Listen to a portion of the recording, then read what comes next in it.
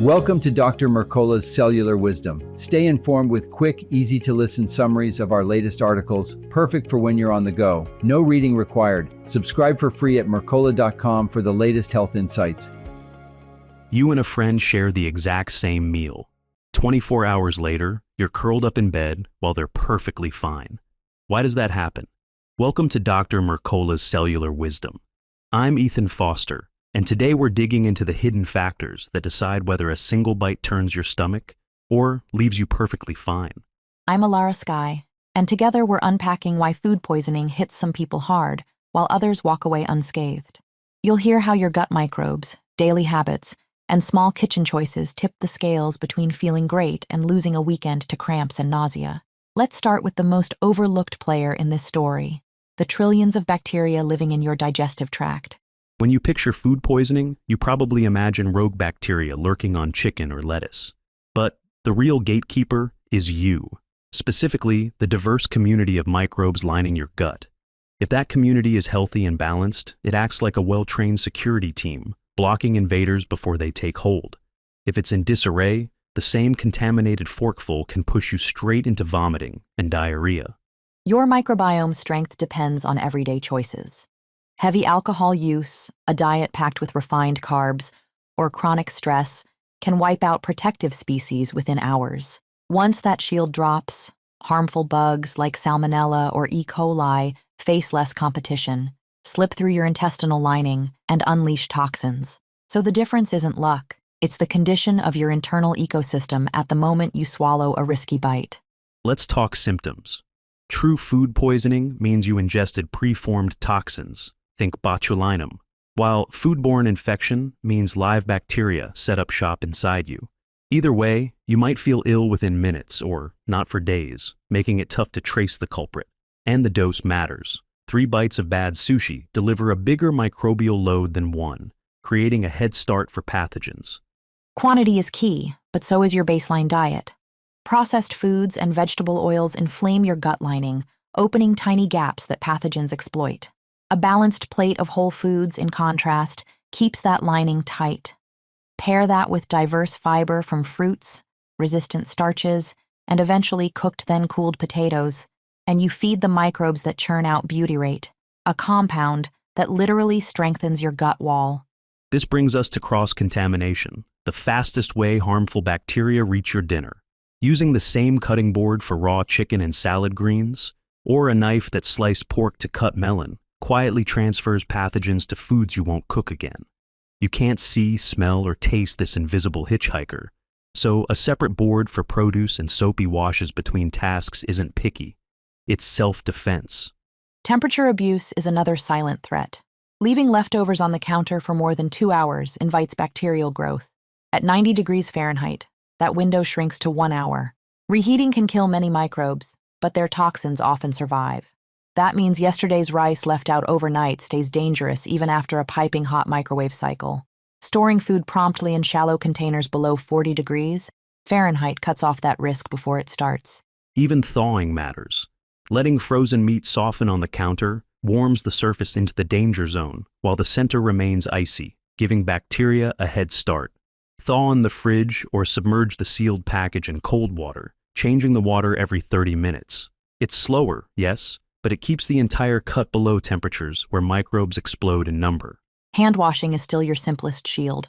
20 seconds with warm, soapy water, scrubbing palms, backs of hands, between fingers, and under nails, removes pathogens that hitch a ride from doorknobs, phones, or raw eggshells. Skip this step, and you transfer bacteria straight onto ready-to-eat foods. Combine clean hands with a quick meat thermometer check, 165 degrees Fahrenheit for poultry, 160 degrees Fahrenheit for ground beef, and you neutralize most common threats. Let's circle back to lifestyle. You might assume one night of celebration won't matter, yet research shows heavy drinking disrupts microbial balance within hours. That single evening of cocktails can leave your gut lining compromised the next morning when you reach for takeout leftovers. The takeaway: protecting your defenses isn't only about long-term habits. It's about how you treat your microbiome day to day. Supporting those defenses starts with ditching seed oils rich in linoleic acid. They impair mitochondrial function, draining energy from the cells that maintain your gut barrier. Swap them for butter, ghee, or tallow to restore cellular vigor. Next, aim for 200 to 250 grams of quality carbohydrates daily. Think ripe fruit, white rice, or juice with pulp. To fuel microbial diversity without the inflammatory spike from refined sugars. If your gut feels fragile, maybe after antibiotics or a bout of stress, start small. Slowly sip dextrose water for a week or two, then reintroduce whole fruits before fibrous veggies. As stability returns, add resistant starches and a broad spectrum of fiber to feed beneficial strains. Only after 6 months of clean eating should you consider a timed-release Akkermansia mucinifera supplement to fortify your gut lining further. Kitchen habits must keep pace. Don't rely on the sniff test. Many pathogens leave no trace.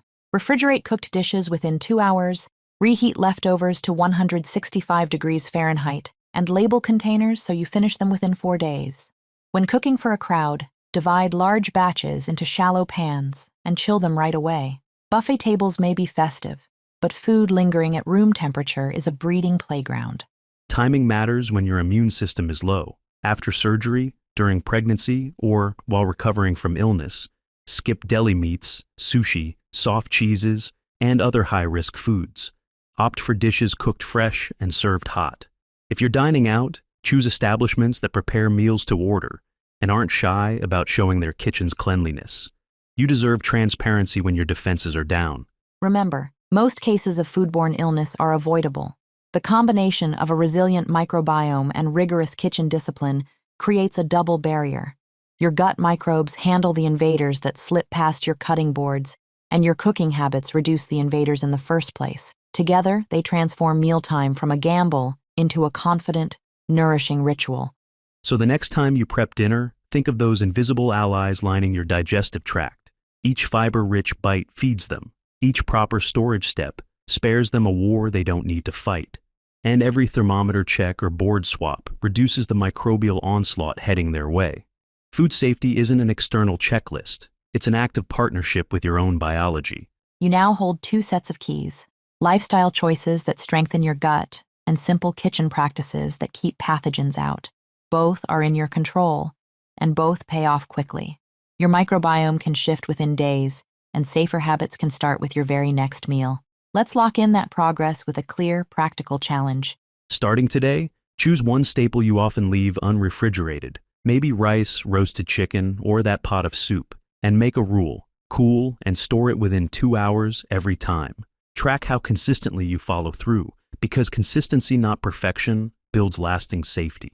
Your challenge this week is simple. Pick a processed snack you rely on and swap it for a whole food alternative that feeds your gut, perhaps fruit instead of candy, or nuts instead of chips.